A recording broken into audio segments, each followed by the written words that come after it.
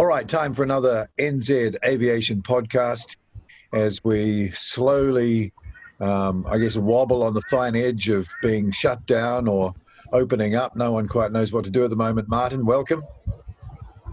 Yeah, hey. Yeah, same over here. It's all gone to hell in Victoria. Oh, really? Yeah. Yeah, well, 19 new cases this week, and they reimposed the I think the stage 2 shutdown or whatever it was. Stage 2. Yeah, it's not going well. Our lives are going to be ruled by things that are level 1, 2, 3, or 4. Yeah, they are. Reminds me of that movie where the computer game thought it was actually in a real world war. And what do they say? Yes. 4 games was good. And it was like Death Matthew 2 and 3. Yeah, similar, right? 3 was like bad. Anyway, but no, there have been some slip-ups, and they have been quite elemental. I don't know if you've been following the news from over here, but elemental slip-ups in that, people who were in quarantine and having compassionate leave to go and see dying relatives weren't tested before they went out, and there was no way, or it wasn't being done through the last few weeks of quarantining people, where New Zealand citizens' health registration numbers, those health numbers everybody has? Yeah. They weren't being matched with the people being tested and in quarantine. So they couldn't keep any track of anyone. And it seems to me that it's all just basic stuff. And I think the public think that too. And of course, because everyone was scared out of their minds at the start of this, any variance or any loosey-goosiness around this is not tolerated by the public because they've got so much invested in the time that they were shut down. Yeah, that's interesting. So they weren't matching the all the data up, and one thing that I don't understand, and I really just figured this would have been completely normal. I would have thought the moment you entered quarantine, you would have been tested. But, otherwise, what's the point? And exactly, and if you were going to be let out early, test it again. I think I've always had this feeling that they've always been short of testing capability, always. Yet they're saying every day, we've tested 4,500 people. Well, who are these people? Yeah, and if you've got a captive audience, i.e. those people who have just got off a plane and been put into high-risk people who have travelled the world, arrived in Auckland, I honestly thought the first thing they'd have done upon checking into that hotel is someone would have come by and tested them, just simply, even if it's just for statistics, just to get the data. There's a bit of it that doesn't make much sense. It doesn't make much sense. It's sort of not quite right. It kind of feels like there's something that we weren't being told about for a long time. Well, that just sounds like a huge hole in the system, and it seems to be similar to what's happened in Australia. Not most of the cases. Some of the cases are also returning overseas Australians coming back in, but there's also this worrying, cases out in the community after X days of nothing. It suddenly starts bubbling up again. And there's another thing, I haven't read the details, but I just saw it reported, whereas a woman who had it 3 months ago and apparently got over it has tested positive again. Now, whether she's just tested positive because she's got vestigial remains of the virus in her blood, or whether she's cooked it back up again and is contagious again, they haven't said yet. But that's also quite interesting. But then you hear things like you can't travel between states, or you can't drive across the Queensland-New South Wales border. But, and I think I mentioned this last time, a fruit picker could get on a flight in Sydney and fly to Brisbane and then on to Bundaberg while positive with the COVIDs. And you're like, well, hang on, I thought we couldn't travel. Yeah, I don't understand. There's two ways of looking at that sort of inconsistency, that it's a cock-up sort of mentality, or there's something willful about it. One of the stories that caught my interest was from the US this week, and that was it was reported, now I don't know how much you can believe this, but it was reported by multiple sources that New York State was putting COVID-infected people into rest homes. And they were spreading to rest home residents. And it turns out that a fifth of everyone who's died in America were in rest homes. Now, why would you send people to rest homes? And I know the New York governor's been asked about this in press conferences. He won't answer the question, but sent to rest homes, either you've made a monumental screw up and no one knows what they're doing, or you're looking for totals you can hold up, but you minimize the risk to the average person by finding those totals in elderly groups, and that's not so hard to explain away, you know. I guess it's maybe even a form of horrible ageism, but I mean, there's got to be an explanation for that. That's similar to, well, it sounds similar to what the UK did. The UK, decided to protect the NHS at all costs, so they got rid of anybody in hospital who they considered to be a bed blocker, which were generally people in hospital with perhaps, let's say, less than positive potential outcomes. They happened to generally be old, and if they'd come from an aged care facility, they got sent back to the aged care facility. Yeah. Because the aged care facilities don't fall under the remit of the NHS. So if you die while you're in the NHS, that looks really bad for the NHS. If they send you to an aged care home and you die there, well, that's their problem. Well, it's interesting that in this country, all the people who died, 21, and one wasn't directly COVID, all of them were in rest homes. All of them. Yeah. Which, is a consistent statistical sort of outcome compared to the others. I met a guy in the weekend whose parents were on the Ruby Princess cruise ship and got COVID-19. Yeah. And they're both over 75 years of age. And both of them, apart from having a dry cough with the guy, both of them, they hardly even knew they had it. So what is it with this? Is the panic justified? It's really the question in the face of these numbers and these circumstances. And then if you say, well, that's not justified, then the ongoing response can only be a show to make it look like it can be justified. Yeah, I think the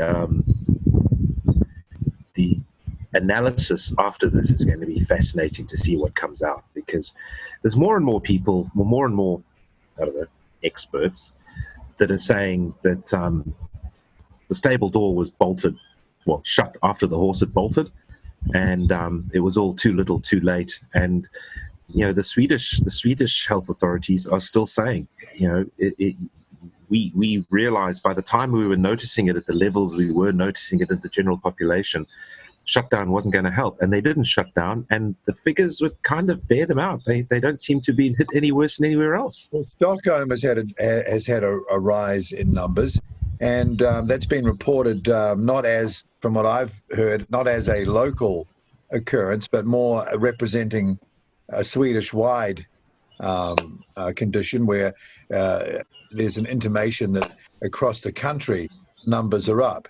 And that's disingenuous because, and this same person I was talking to, his parents had COVID, his wife's Swedish, so they're right in the Swedish, mindset.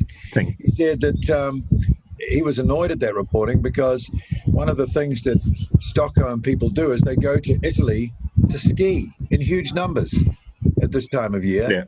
And that they went right into the area, or one of the areas, that had high COVID infections from the Chinese coming in, that area of Italy. And then these people came back into a single city. Across all the other cities and towns, the numbers were always going down. So that wasn't reported in that way. It was reported to intimate that Sweden, even though Smarty Pants Sweden thought they were doing something clever, but no, it's made no difference. And again, you wonder if that reporting is generated to try and make a narrative that we're doing the right thing and there's no way that anyone can admit that anything was wrong. Oh, definitely. I mean, there's definitely that's going on. Yes, because they know people are sick and tired of it. I mean, they were interviewing a state politician here about the protests in Victoria. When were they? 2 weekends ago. Yeah. And they were like, yeah, we just couldn't stop them. We couldn't get enough police on the streets to actually go and stop those people. So we just had to let it go ahead. Yeah, I mean, that's going to be a problem. So that'll have ramped up the news narrative to try and make people realize how dangerous it is. But will you don't do that prosecute the organisers? Well, they're not doing that because it's politically unacceptable to the perception of being a liberal or appealing government, especially in this country. There will be there was very, very little criticism at all, I got to say. Anyway. Yeah. Yet, I think this will be with us for a while. In their backyards, you know. Yes. Or family barbecues being broken up and fined, significantly. I think they were saying that Victoria's taken in several tens of millions of dollars worth of fines due to fining people. Wow. Who have gathered, Yeah. Yeah. Well, that won't repay the bill, though. No. Yeah. Well, anyway, it's interesting, and we've got to touch on that because it's the big story still. Aviation-wise, got a picture of the retro BOAC BA 747-400 behind me. 436, 36 is their designator, and it's been sent to Cardiff. That's where they send them for either maintenance or storage before they go somewhere long term. I see the latest news is the BA has cancelled all simulator training and recurrence training. So looks like they're abandoning after all these years. My God, they've operated a lot of 747s over the years. The Queen of the Skies exiting BA. So I think that's how you know it's all over for the 74. Pretty much, that's a sad day. Yeah, they must have operated close to 100 or more individual 74s since, when did they get their first one? 1970? Yeah, it was well early, yeah. What was it, GWNA or that series of numbers? I flew on one of those original fleet, K, from Gatwick to JFK back in the 80s. I noted the rego. And BA, I see, are making their Gatwick staff redundant. Yeah, that's it's. I just wonder how quickly this will recover, and purely selfish reasons, because I don't want to stay in Australia for very long. But it looks like I might be stuck here for a while. Yeah. Yes, it's a worry. I was speaking to a friend of mine who works for he has a very interesting job. He's an ex-RAF aircraft engineer, and he now works for a bank which provides finance to the leasing companies. And his job is, when an aircraft comes off lease, he goes and he does the inspection, checks off that the plane is mechanically and sound, because he's type rated on a whole bunch of planes as a mechanic, and then he makes sure that the plane is back in the configuration that it was delivered in, and then he passes it on to the next customer. That's generally his job. Yeah. Now, these leasing companies, the way they work is they are heavily indebted. They generally run at about 80% debt. And their business model for AerCap or GE is their ideal world is instead of renting 1,000 planes to one customer, they spread the risk and they try and rent 10 planes to 100 customers. And because of the global nature of the aircraft business, you get planes all over the world. And if there's an issue in one country, there's not necessarily an issue in another country. Well, that's all changed. All changed. He's saying the leasing market is completely collapsed. It's basically over. Wow.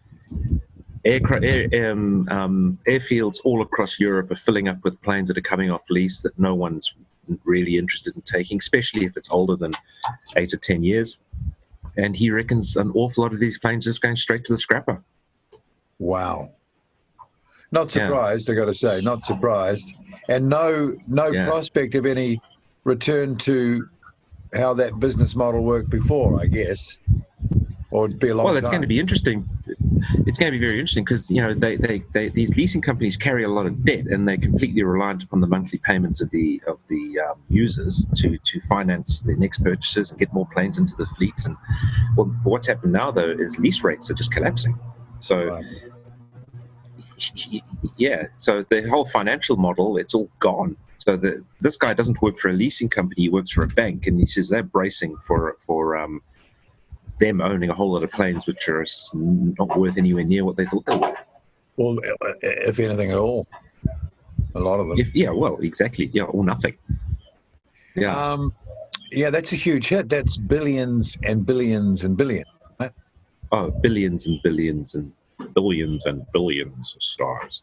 Yes. And I imagine also the manufacturers, Boeing and Airbus, they don't want them back in the air because they want to sell new planes. Exactly, because they've got that huge backlog coming along. Yeah. Yes. So. Well, anyway, it's sad to see. I was hoping those retro jets would stay in their fleet a bit longer because they look fantastic, by the way. Something about, especially that, I think that original BOAC with the dark blue and the Speedbird on the tail, and when they had the "To Fly to Serve" crest on the tail. Yes, I thought those were the two great liveries of BA. So at least people got to see them one more time in those old colours. Back here at home, Air New Zealand are going to start running Dreamliners between Auckland and Christchurch domestically during the school holidays. 302 passengers per plane, I think. So obviously they're looking to move a whole bunch of people around and not fly their A320s, right? So frequency's gone out the window. Frequency's gone out the window. I can't imagine they're going to be making much money flying 300 people on a 787 on such short routes. But I guess they've got to keep the crews current and they've got to use the planes. So yeah, that's and also, I mean, you'd need to fly two A320s or 1.5 A321s to the Dash 9 Dreamliners load, but like you say, they'll need to keep them working. They need to keep the pilots, certain amount of pilots current. And if there's no international flying, well, you've got to do it that way.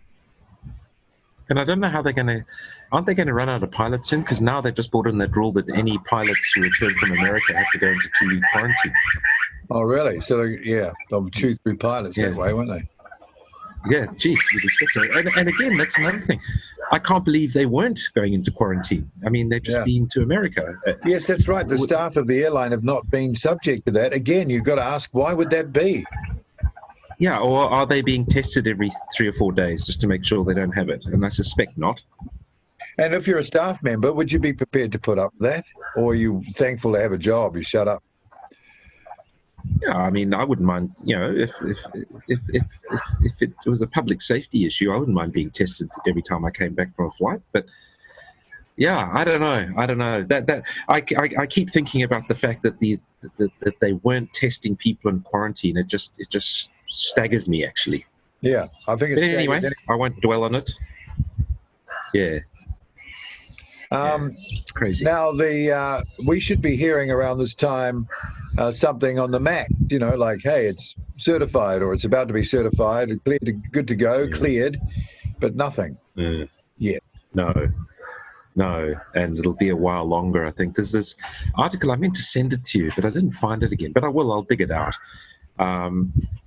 There's that guy who testified before Congress. He's a flight control engineer.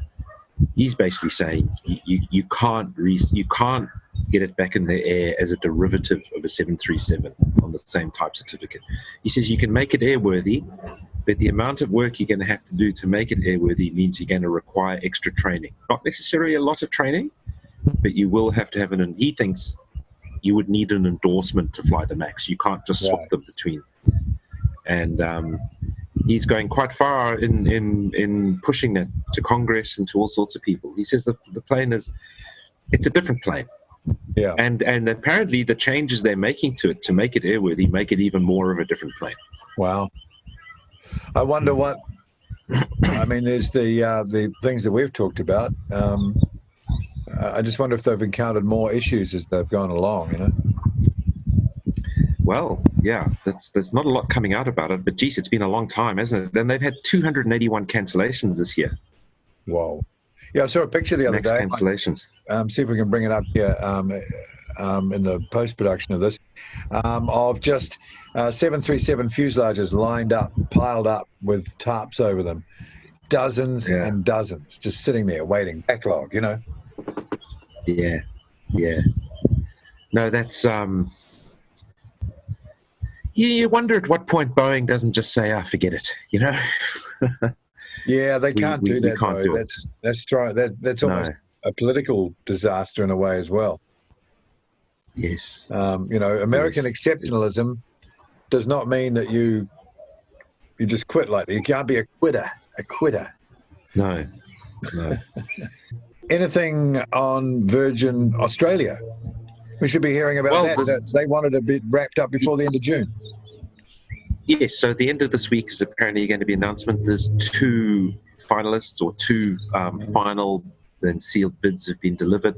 One from Bain Capital and the other one from Cyrus. And they're both saying much the same thing. They're going to come back as a value-oriented airline. They're not going to try and compete head-to-head with Qantas.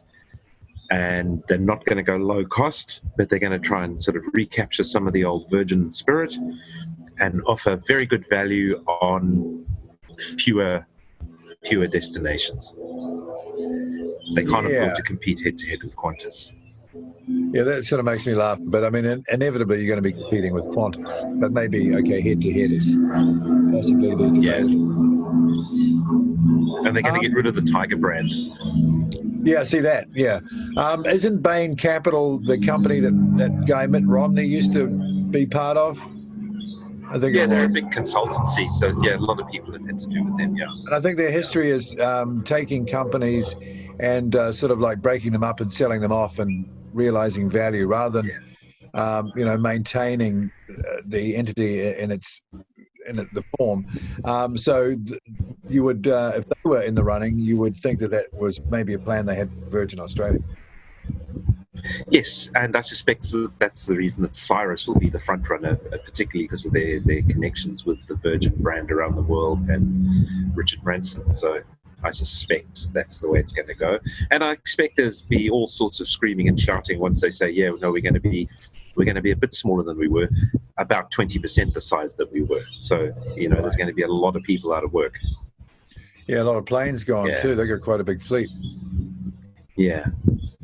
All right. So in the next week and a half, maybe, or within the next few days, there should be a major announcement. Yeah, Friday. Friday. Yeah, there you go. Mm. All right. And I don't think Branson, his ego, I'm not trying to mind read him, but you'd think that if you were him, you wouldn't want to see that brand collapsing around the place. No. I mean, he's in, no, I think it's important to him, and I think he's pretty proud of the way Virgin's up until relatively recently has done. It's not going so well at the moment, but yeah.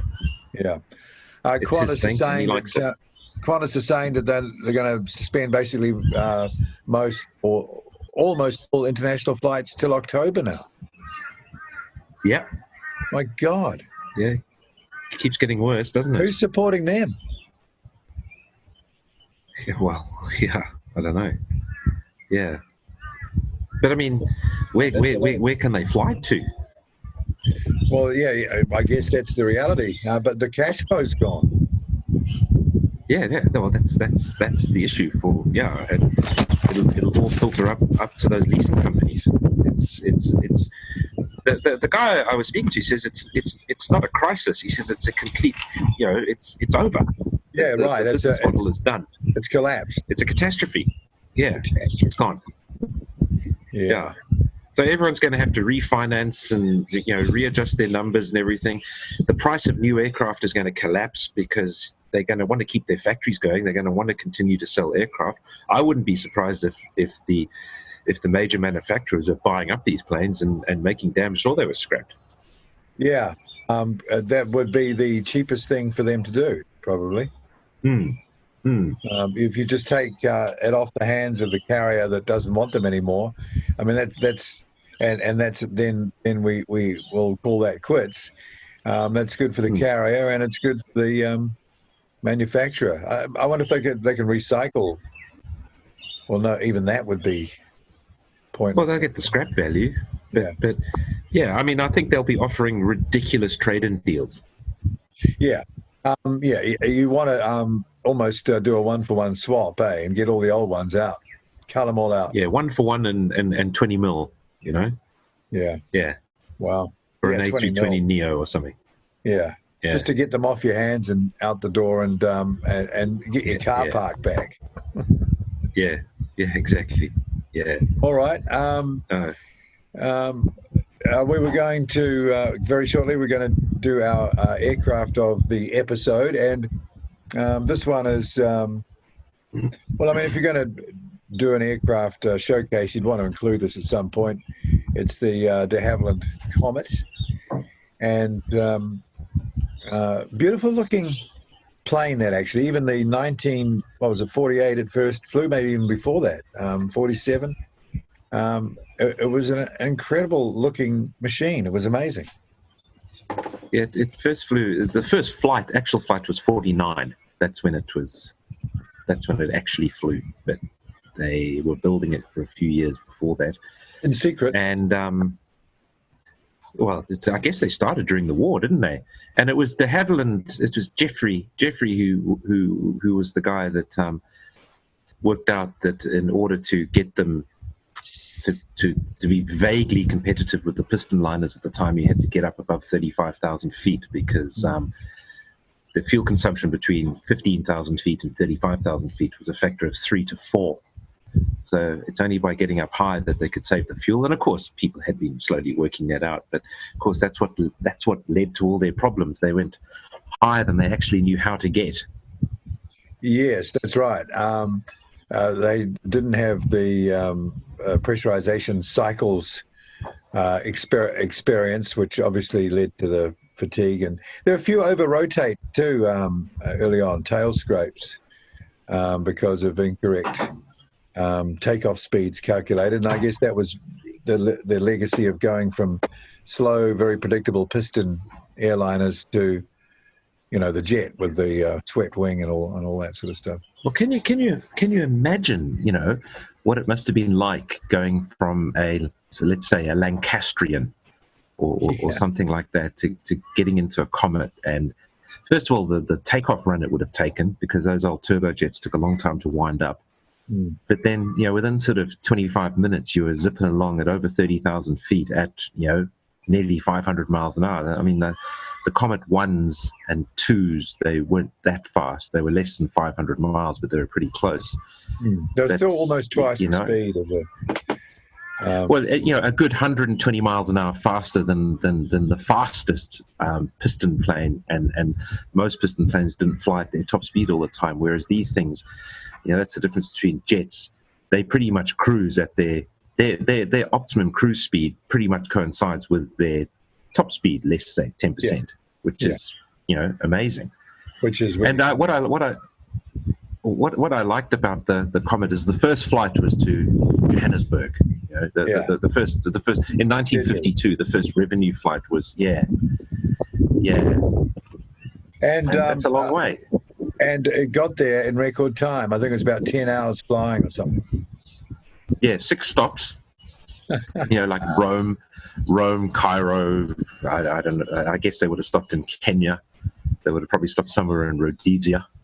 Boy, if you were a pilot, you got plenty of takeoffs and landings back in the day, eh? Oh, when you read those old route schedules for BOAC, the colonial runs they used to do, it must have just been amazing. And they used to do flights that didn't actually end back in the UK. They used to do sort of like across Australia, Colombo in Sri Lanka, a few stops in India, off to Iraq, and then turn around and come back again. Yeah. They didn't all make it back to London. They used to fly to Australia. They used to fly to New Zealand as well. For Nuapai, I think, used to have the Comet come in before the Mangere airport was constructed. There might have been a few even into Mangere after that, the 4C. But that whole thing with fatigue, I mean, that was worst nightmare if you're an aircraft manufacturer. And all those people who built that plane and were so proud of it, suddenly they had this horrible, 3 crashes, all sort of similar, break up in midair. It literally was back to the drawing board. It really was. Yes. And Yes, and they also developed a lot of the engineering around that's used today to reconstruct crashes, and then of course they built that pressure tank to test the fatigue, and then they gave that all to basically. Well, they gave it all away. They said this research is so important, we can't keep it secret, and they gave all the stuff that worked out. They gave mainly to the Americans, but the French also got it. Everybody got it. And by that stage, they'd lost their lead. And I think the Comet once only had like room for 48 passengers, so it was never going to be viable as an international airliner for very long at that size. And even with the redesign, and I think the Comet 3 was a demonstrator, wasn't it, of the redesign. And then they brought out the 4C for their last roll of the dice. They only had 68 capacity in that. It was just hopelessly too small. Poor things, because they got it right. They could have won that battle. Well, high density for the Comet, I think Dan Air was flying in with sort of 95 people in them. But yeah, and there was a Comet 5 put forward, which was 5 abreast, longer, bigger. They reckon it would have seated up to 120 to 130 people. A more swept wing and podded engines, but they decided not to go ahead with it. Yeah, but like the 707 and DC-8 were 180 passengers. And, yes. The range, yes. I think the range was more. But they did manage to become BOAC, the first to fly a scheduled jet service across the Atlantic with the Comet 4C, about a month before Pan Am and the 707. Then it must have been a real kick in the guts. BOAC go and order 707. Yes, well, they had to. They needed the capacity. They had the Conways on them, so. Yeah. No, it's an amazing sort of a very sort of compact-looking aircraft. I've seen one there used to be one. This would have been back in the early 90s, I think. There used to be a black one parked at Gatwick, which looked really good. And it was a Comet. It wasn't a Nimrod or anything. It was an actual Comet. And what I like to see is that the nose of that plane, if you look at the 787 and the A350, you can see echoes of the Comet in the way they've done the nose. The profile. It's kind of got the profile, yeah.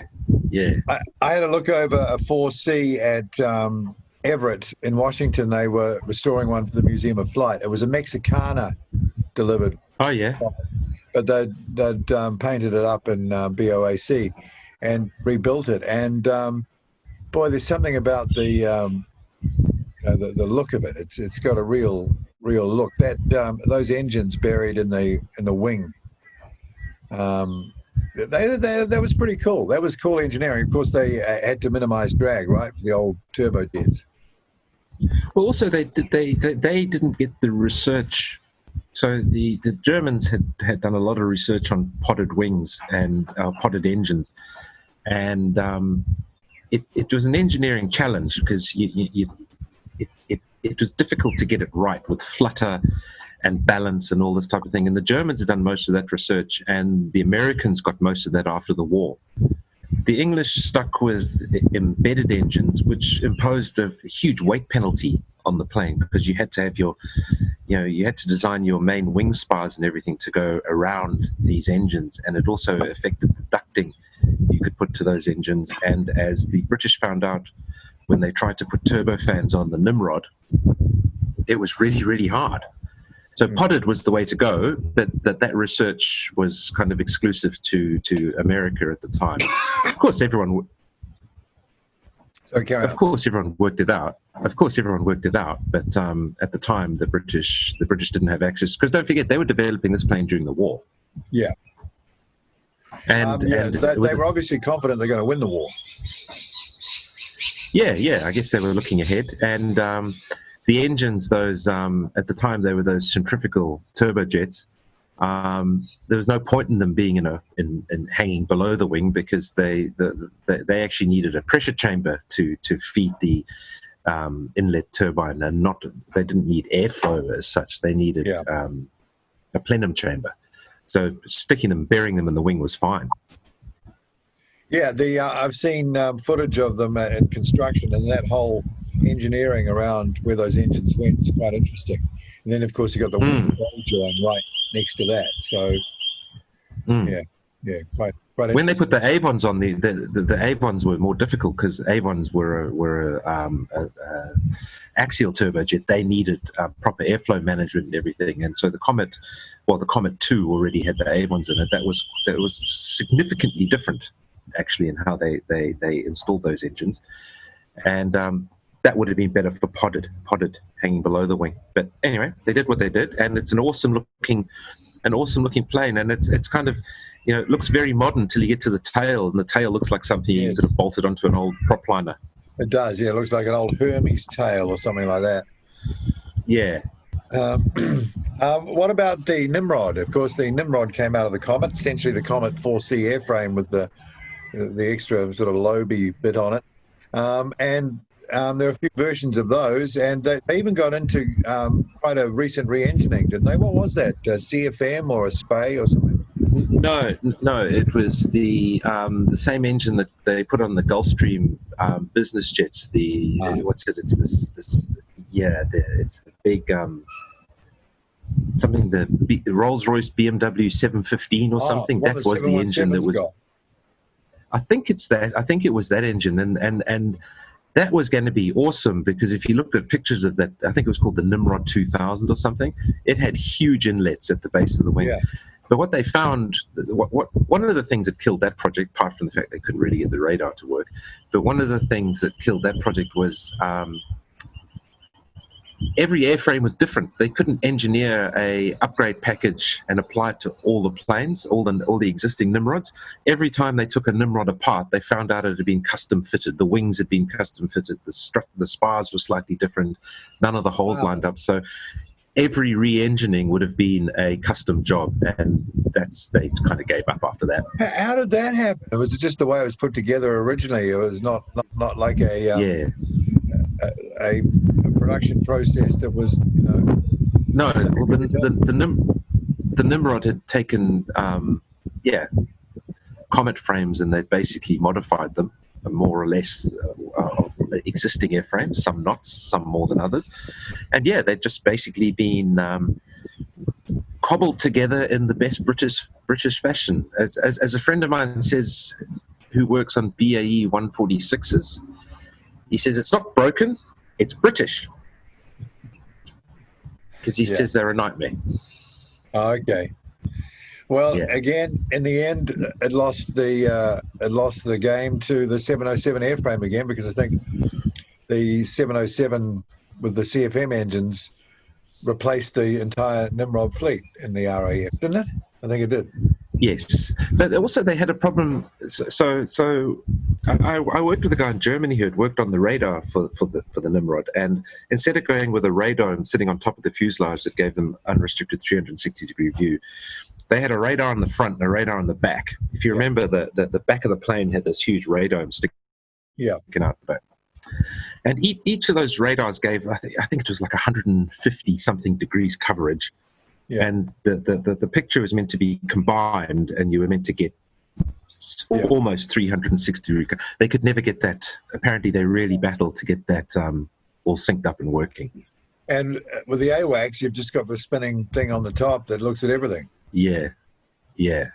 And of course, now with those new wedge tails and that, because they've got those phased array flat panel radar transmitters, you don't even need it to turn. It can computing power has arrived at the point where you can build yourself a 360-degree image without having anything turning. Wow. Yeah, well, so it was just another one of those examples where the British were leading the show, and conceptually they had everything sort of in place and going for it. They produced the product, but they always get hit, it seems, with either a very specific market condition that stops the thing going into mass production, or they're so early that they're pioneering engineering difficulties that once they've been hit with and cleared out, the rest of the manufacturers can benefit from it. The trouble with going and also held back by, so they have these, it's kind of interesting, they have these incredible visions of what can be done, And first of all, there's the problems you've just mentioned, and then they make it too small, like bang, just too small. It's like, okay. Yeah, and doggedly stick to that spec. I think the comment came out of that Brabazon committee, didn't they? Where they they looked at 5 different airframe types, which included the Brabazon, the Monster, the Viscount was in there. I think the Comet was one of those. I can't remember what the other 2 were. I think there were 5 all up. Britannia. I think the Britannia was in there. Britannia was one. Yeah. Yeah. And that should have done better. But again, the Britannia.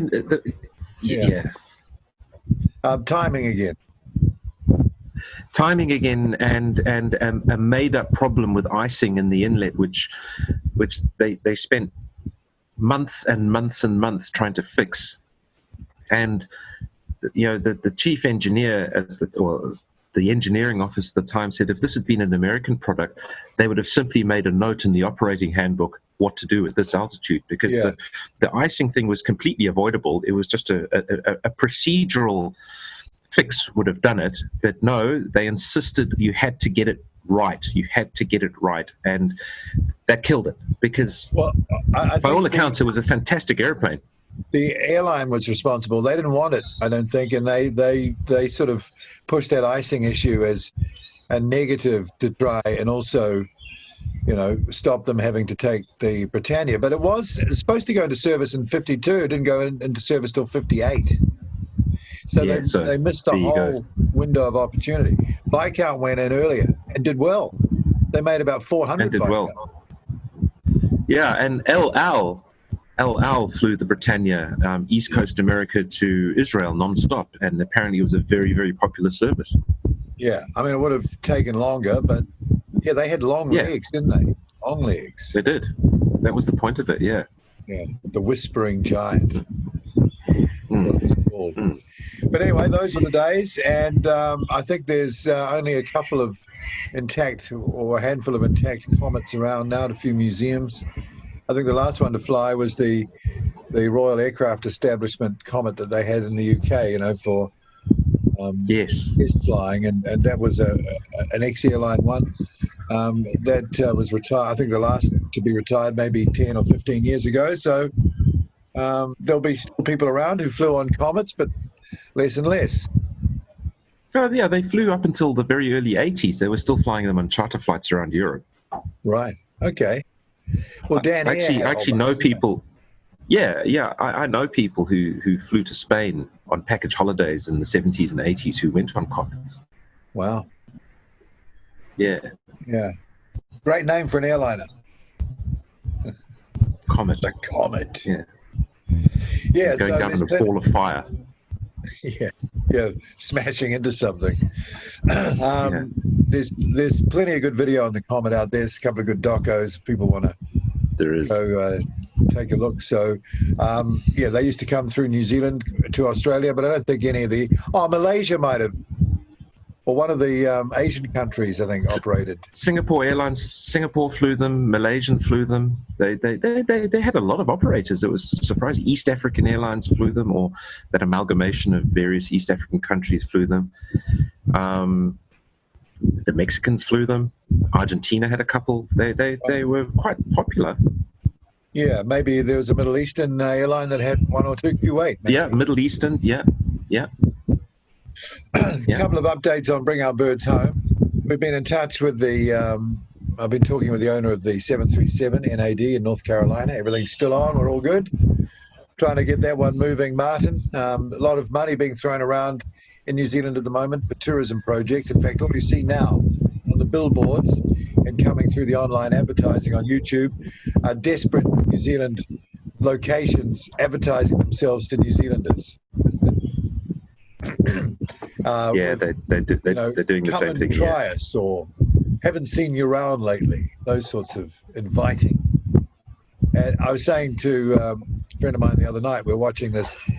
I said to her, "All I want to hear is half price," but there's no talk of that. Yes, no, there's no talk of that, and that's what people are saying here. It's all very well to say.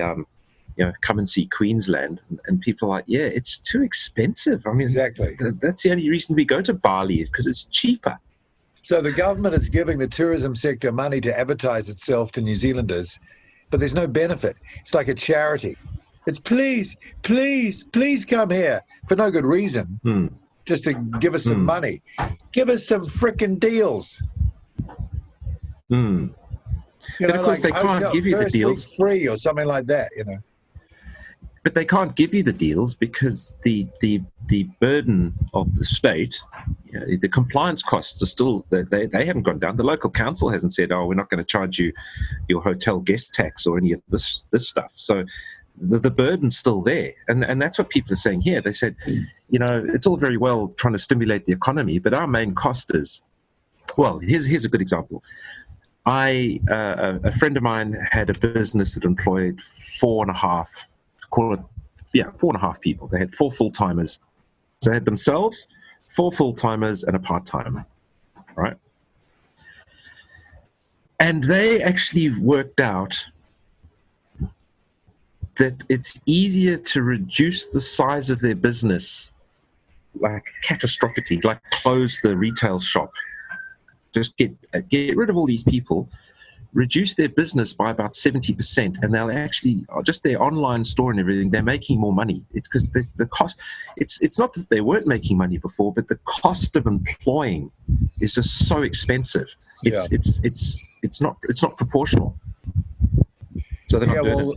There have been business loans offered to small businesses here, and many, according to the reporting, are just giving up because the criteria set, and I think I mentioned this last time, is so difficult to get it. It's easier just to get a loan from the bank. But here it's the opposite, actually. Yeah, well, it's not. Yeah, and you mentioned that last podcast, but here, it always seems to be wrapped up in the most red tape that people who have never run businesses can put in place. Just this is like an emergency situation, and you've got people jumping through huge hoops with cash flow for the last 2 years, projected cash flow for the next year, and all these incredibly invasive, onerous. Onerous. I mean, just give them the frickin' money, Seriously, just give them the money. Just helicopter the money and say, here you go, guys, knock yourselves out. Yes, of course you're going to pay it back. See you later. Yeah, well, 3% I think is the interest rate after a year, which is still exploitative because the cash rate is 2.5. So they're still looking to make money on it, and they is the taxpayer. They're going to get the tax from it anyway. But anyway, it just shows you that in these situations, you really need to throw out that sort of deep state officiousness, I think is the word, and just get on with the frickin' job, man. Otherwise, no one's actually taking up the money. It's too hard to get. No, that's yes, just. I don't know. You just there's going to be a lot of blame, a lot of finger pointing. I wouldn't. It's if it comes out that it wasn't less than perfectly handled, there won't be a government in power at the moment. It'll be in power this time next year. I think you're probably onto something there. The interesting story this week, just talking of that whole sort of money tree, Auckland City Council is asking the New Zealand government to fast track consent for so-called shovel-ready projects so they can get money in to keep people employed. Okay, fair enough, but also because they're facing a $500 million deficit. Now, what is he proposing? The only sector that should get that funding? Roading. Of course. Because you can't clip the ticket in local government easily on anything except roading. Yeah. And he's saying, the mayor, we'll have to cut costs like roading. Well, the average person says, I don't give a shit about roading. Who cares? You've got the place blocked up with cones all the time anyway. It never changes. It's always slow. You never get to where you want. It's all about the journey. Of course it's all about the journey, because you clip tickets on journeys. You can't clip the ticket once you've done the journey. And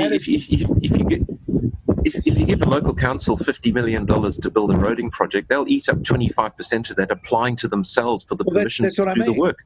That's what I mean. Yeah. It's the easiest tree to shake money out of. Everything else you can't. That's why I didn't mention anything else. He didn't mention park or improving the water system or the sewer system. No, it's road. And you can tell they're in their own bubble because they say it like you'll be disappointed to hear that. Yeah. No, only you guys are disappointed. See what I'm saying? These we've said it before, but these city councils are just much too big. Yeah, I think they need to be completely broken down and reinvented. Yeah, it's not going to happen, unfortunately. No, but yes, I agree. That's exactly what needs to happen. Yeah. Yeah. I mean, for a start, they could be transparent about their contracts. You know, what are these shovel ready? Yeah. And again, you got to ask, what are the relationships between people who own those firms and council officers? That's what I mean about the ticket clipping. You can't stop that gravy train. They're all crapping themselves because the money's not there at the moment. Yeah. They're not going to be in the Koru Club. No. Maybe it's not like that, but it seems like it could be the way they talk and what they say. Yeah, it kind of is like that. Okay. Well, and the good thing is the good thing is that it's relatively easy to find out. I mean, can you imagine how cozy it was up until 20 years ago when it was really difficult to find this stuff out? Now, it's just constantly rolling on that people are finding out about stuff, questions are being asked. Working for the council. But there again, maybe there was a different ethic back in, I don't know, 20, 30 years ago. Maybe people weren't so obsessed with becoming personally rich. Well, no, they used to have, there was an in roading, there was an infrastructure called the Ministry of Works. So there was no, it was not about any, using or working with capital. There was not, and because that's really essentially what it is now. It was paid for out of taxpayer funding. It was a steady management of engineers and a workforce of equipment, and they just went where the next project was, the next task. Yeah, that's all they did. They just went and did it. Yeah, they had no skin in the game except that. Now, it's every man and his dog. Yeah, and private contractors, and like I say, what are the relationships between those private contractors and the officers of the council who make the procurement decisions? I don't know if it's that transparent, I wonder. No. But anyway, I'd say bring back the Ministry of Bloody Works, man. Yeah, you might as well, eh? Well, and councils used to have all their own equipment. They had their own now they lease loaders and trucks and bulldozers and everything. They could do anything. Oh, there's something's happening. Oh, we'll fix it today. Yeah. Now it's, just making a speed hub's going to cost you $400,000. Yes, and the companies that do it, they don't even own their own equipment either. They go and lease it all. Well, you can just see, I don't know if that's the best way of using coerced funds, and that's really what they are. And then you've got to pay them. I was speaking to someone who runs a plant hire rental company just up the road from where I am at the moment. And they were quite happy because they've just rented out 3 Dynapack multi-wheel rollers on 18-month contracts to a company which is doing work for the council in the local area. And 3 Dynapack rollers for 18 months, it's a lot of money a week. There'd be hundreds of thousands, a lot of money a week.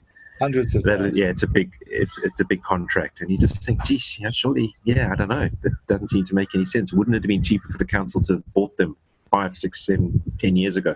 And use them multiple times on just use them all the time.